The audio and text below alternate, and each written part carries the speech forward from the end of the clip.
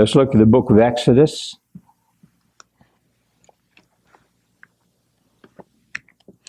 And we'll read the first 7 verses of chapter 17. This was after the crossing of the Red Sea. The Israelites were on their way through the Sinai. Now, there's differing opinions about the number of people that were with Moses that he led out. The Catholic Church said there were 3 million total. The Orthodox Church says that there were 6 million, which included 3 million Israelites or Hebrews and 3 million non-Hebrews, mixed blood. The Islamic point of view says 8 million. The Fatima Islamic groups, which is a more liberal group, says that there was at least 8 million. The non-religious history of the Middle East, which is taught in many of the schools in Kuwait, Oman, Iran, Iraq, says that there were at least 8 to 10 million. We know there was at least 4 million historically, 4 million Hebrews, and there was probably at least another 2 to 4 million mixed blood. They call them mixed multitudes in the King James Version.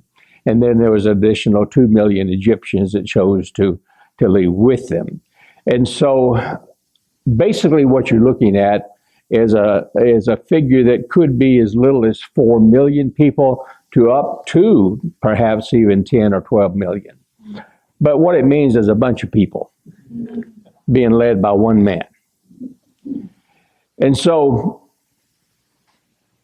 the Egyptian history has a tremendous roots level, foundation level history of its people. And included with that is the Exodus led by Moses. Moses was heir to the throne of, he was a third in position of Pharaoh. And so there's lots of very, complimentary history about Moses that you can find in Egypt. And I went to the El Azhar University, which is the only university in the world who teaches Islamic imams. So if you want to be an Islamic clergy, you have to go to this university. And I had the privilege a few years ago of even being involved with a debate there at that university. And as a result of that, then they gave me free access to their archives, some of their ancient documents that go back thousands of years. And it was refreshing for me to see non-biblical records that are confirmed by the Bible. And they were not Islamic records, they were historical records. They were kept there because it was considered the most secure place in all of the Islamic world, and all of Egypt, and of all of Egypt for that matter. And it was quite amazing. And I spent a number of hours there, a number of days doing research and gathering information. So tonight, some of the information that I'll be sharing with you is what I gleaned from that gold mine of information. Verse number 1, chapter 17. And all the congregation of the children of Israel journeyed from the wilderness of Sin. That's the King James Version, Sin. There was one that was called Sin, S-I-N-N. King James dropped one of the N's, okay? After their journeys, pay attention to this, according to the commandment of the Lord. God was directing them. Is that what you understand with this? That God was directing them. All right. And pitched in Rephidim. And we've, Paula and I have been to Rephidim a number of times. We've stayed at there's a convent there that rents out the rooms. We've stayed there in those rooms. It's a very nice place now, not so much then. And there was no water for the people to drink. That doesn't mean there wasn't any water. The water wasn't any good. The water was sulfur salt. And there was a river, that kind of a semi-river that went through that little oasis of Rephidim, and it was horrible, horrible, horrible water. And because the water was no good, even the oasis was no good. The palm trees and such that were there were dying because it just wasn't any good. And it was no good for plants or for animals or for human consumption. Wherefore the people did chide or argued with Moses, and to the point of hating him, and saying, "Give us water that we may drink." And Moses said to them, "Why chide ye with me? Or why are you coming down on me? I can't do anything about this. You're actually tempting the Lord. He's the one that led us here. He directed us to come here. Now, God knew what was here, but he told us to come here anyway." All right? And the people thirsted there for water. And the people murmured against Moses and said, "Wherefore is this that thou hast brought us up out of Egypt to kill us and our children and our cattle with thirst?" And Moses cried to the Lord. And interesting what Moses said. He prayed to the Lord and he says, "What shall I do unto these people?" Moses put the responsibility upon his shoulders. Now, Lord, you direct me. What am I supposed to do about this? Rather than relying upon the direction of the Lord to the people. And they are almost ready to stone me. And the Lord said unto Moses, "Go on before the people, and take with thee of the elders of Israel, and thy rod wherewith thou smotest the river, to take it in thine hand, and go. And behold, this is God, I will stand on the rock." Okay? "I'll stand before thee upon the rock in Horeb, and thou shalt smite the rock, and there shall come water out of it, that the people may drink." And this is the amazing thing. And Moses did so in sight of the elders of Israel. Now, this had never been done before. There's never a record in all of history up to this point of water coming out of a rock. Never. We have water coming out of the skies. We have raw water bubbling up out of the ground. In some of the mythologies, of the Egyptian mythologies that happen, Osiris was in the underworld one time, and he wanted to come to the surface, and he rode to the surface on the bubbles of water. Okay? And so that was nothing new. And so even their mythologies capitalize on things that perhaps could be logical. But water out of a rock, that never even entered into the thoughts of the myth writers. It just wasn't there. It's illogical. But Moses didn't even question it. He did what God told him to do. And he called the name of the place Misha. It's still called Misha. I'll get into that later, which means temptation. And Meribah, which means strife, because of the chiding of the children of Israel, because they tempted the Lord, saying, "Is the Lord among us or not?" Now, we have had the privilege of being, like I said, to Rephidim. And there was well, just let me draw you a picture of it, okay? Look at a couple of different things. First of all, the Israelites made it down that far. Let's look. Okay, this is the Mediterranean Sea. Y'all see that? Okay. This is the Nile River, the Red Sea, and this is the Sinai Peninsula over here. Israel is back up here.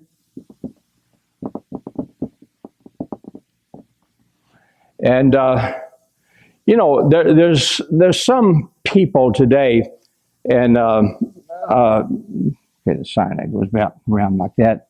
There's some preachers and historians and so forth today saying that the Israelites went through a couple of small saltwater lakes called the Reed Sea. And these, it's kind of like little marshy areas. And so they went through that Reed Sea area, and it kind of takes the miracle of the water and the dividing of the Red Sea out of the way. Unfortunately, these historians or these preachers primarily forgot to read history, because the historical records indicate that at this same time that Pharaoh Samassian had built a defense system.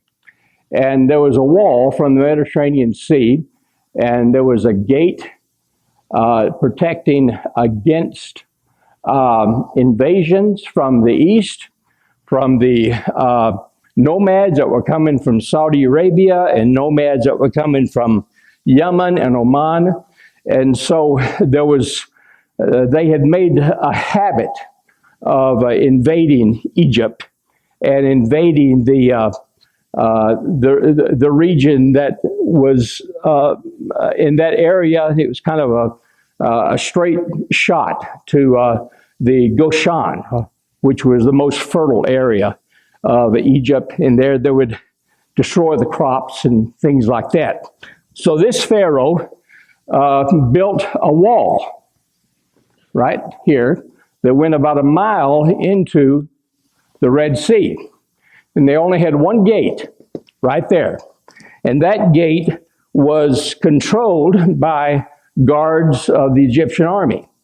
And so there was only one way through that gate, or one way through that wall, and that was through that gate. Well, the Egyptians were after the Israelis, if you'll remember that, the Hebrews, so they certainly wouldn't want to go through the gate. And so the Israelites had to go all the way down to where the wall was not, and then go across. And this is why they stopped, because where they went across, it was approximately 7 miles across, and it was approximately 180 to 230 feet deep. So they stopped, and they said, what do we do now? God told Moses, I didn't tell you to stop. Keep going. Well, they still didn't keep going until they looked behind them and found that Pharaoh's army was after them. And the fact that Pharaoh's army was after them gave them a little bit more motivation to get serious about what God wanted. And finally, Moses did respond, stretched out his rod over the Red Sea. The east wind blew all night long. And the wind that blew, if you look up that word that means gale force or hurricane force winds, blew all night long, separating the water, drying out the land, and then they were able to cross on dry land in the middle of the night. The next morning, when the Egyptians came after them, then the waters came back. And so that's how they got across. Now they're traveling through the Sinai, and they were going to Mount Horeb. There's two mountains. You got Mount Horeb here, you got Mount Sinai over here, and you got the Gulf of Aqaba here. Now, so this is Sinai, this is Horeb, H-O-R-E-B. Don't I have good writing skills? Well, today, if you go to Sinai for a tour, they will take you to Mount Horeb and call it Mount Sinai. Because there's two different mountains, and if you'll read the portion about their travels through Sinai in Exodus and Leviticus and Numbers and Deuteronomy, it's very obvious that there are two separate mountains, of which there was, Sinai and Horeb. Horeb is not a volcano. It's just a limestone, iron ore mountain. But Sinai is a volcano. And Sinai is a very dangerous volcano, to the point that the Egyptian government, when the British was controlling Egypt from the year 1882 to 1952, during that time, the British restricted anyone from going to Sinai because it was too dangerous. And then when the Egyptians then took over their own government in 1952, then they maintained that same level. So you can't get to Sinai now unless you're through special permission for the government, and then the government officials go with you over there because it's too dangerous. But you can go to Horeb, and you can climb it just like Moses did. And they got little places up there that the Catholic Church has a church up. The Catholics have a church up there. The Orthodox have a church on top, and you can climb it. You can start at the bottom of it about 3 o'clock in the morning, and you can be at the top of Mount Horeb just in time for the sun to come up. It's very nice, and they flop the name around. Some guides will tell you it's Horeb, other guides will tell you it's Sinai. So it's kind of a combination of both, and for tourism purposes. But in reality, it is the real Horeb, and it's located about in this area, just probably about 50 miles up from the water of the Persian Gulf. Of the Red Sea into that area. Rephidim is right there. Now, I'm going to make it a little bit bigger.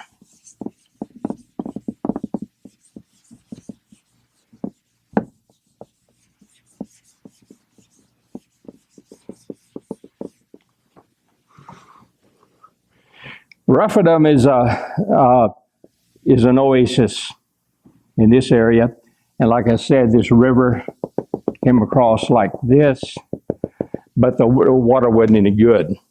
And in that area, there was Mount Horeb is located approximately right here, and over in this area, right in here, there was a large depressed area like this. And the distance across this area is approximately 13 miles. And this way is approximately 8 miles. And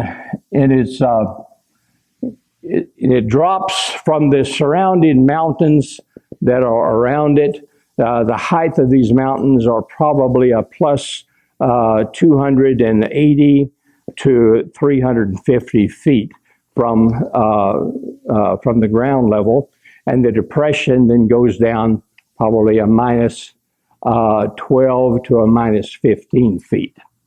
And so it's just like a big swimming pool type thing, except it's natural. It's natural dirt, rock, and whatever. We don't know what caused it. The speculation is that many years ago, into the thousands of years ago, there was a meteorite that struck there and caused the indentation. Very well may have been. There's iron ore all over the place in there.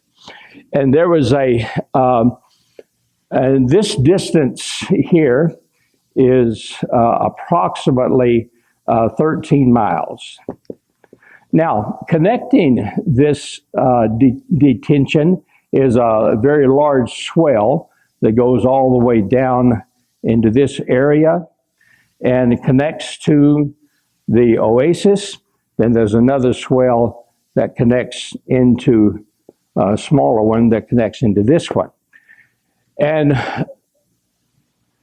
from the top of Horeb, you can look down into this area, and it's, in fact, you look throughout the whole area. And what the people were complaining about is that the water was no good. And every place you went, whether you sent scouts out to Horeb, whether you went north, whether you went south, wherever you went, there was no water. There was no supply of water that you could use.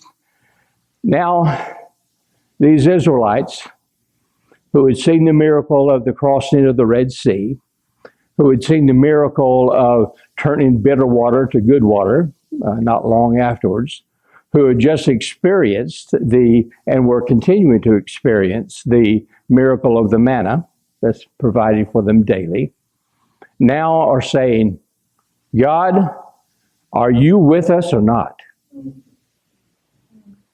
If you really loved us, if you were really leading us, if you really were in control, why did you bring us here? If you are leading us, didn't you realize there wasn't any water here? Didn't you realize that the water that was here was no good? And that wherever we went, in any direction we went, there was nothing? And you led us here anyway? Why? We certainly do not understand that. And then it got to the point to where Moses feared for his life, because they were quite upset, to say the least, to the point that they took their wrath out upon their connection to this God, which was Moses. Then the Lord told Moses you separate yourself from the people, take the elders with you, and go for a walk. And what they did, they went for a walk up this natural swell for 13 miles until they got to this indentation place, right in the center, this area. And Paul and I have been there a number of times. There's a huge rock. And the rock is part of a meteorite. And this rock is probably at least 15, 20 feet tall and spread out probably as large as a football field. And it's just sitting there. Now, presently, you're not allowed to go to it. And the reason for that is that you used to be able to go there as a tourist and view it and to see the rock. But in World War I, there was a man from Belgium was so taken back by the evidence of this great miracle of God that he claimed it as his own. The British were still, the British were still in control of the area, and Belgium was an ally of Britain at that time, and he was an officer in the Belgian army, and so he just kind of assumed and presumed a lot of things, and the presumption that he made was that this is nothing but just desert area. This is area is no good, so I'll just stake a claim to this.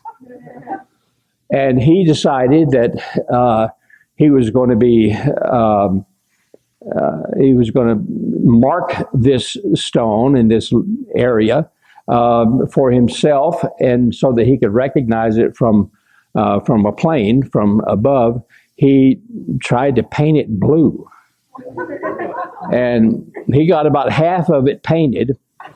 And the British discovered what he was doing, and of course, they arrested him, and he was put in prison and died in prison in 1937. But you can still see a lot of the blue on that rock now. And so from that point on, the British restricted anyone from going there, any visitors going, and now the Egyptians do the same thing. You can't go there unless through special governmental permission, which we had when we viewed it. But well, I wasn't going to say that. We snuck in there, but they did find out that I mean, they did give their approval, but it was after we was already there and back. They said, well, since you're still alive, because there is a lot of terrorists in that area, since you're still alive, we'll go ahead and give you permission then. So, but anyway, Moses went down this swell with the elders, and the elders stayed in this area, and Moses went up to the rock where God was standing. And then the miracle took place. Moses struck the rock, and I was looking in my Bible because I have it written down. According to the Egyptian records, the water went up in a geyser 6 dafs high, and a daf is an ancient Egyptian method of measurement. Kind of like feet and inches, and 1 daf is equal to 5 feet. So 6 dafs meant that the water squirted up 30 feet in the air, and it continued to do so for a long time, to the point that this entire area filled up with water.